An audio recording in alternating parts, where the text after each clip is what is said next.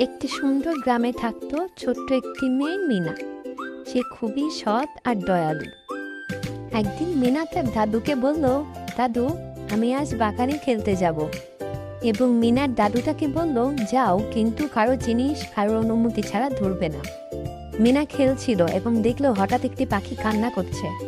বলল, এই তুমি কাঁদছো কেন?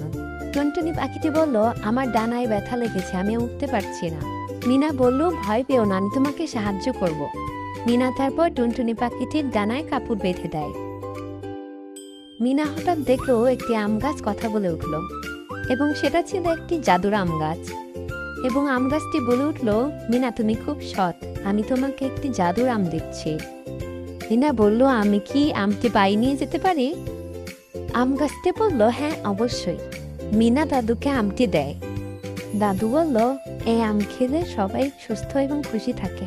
সেই দিন থেকে মিনা বুঝলো, সৎ আর দয়ালু হলে ভালো কিছু অবশ্যই ফিরে আসে।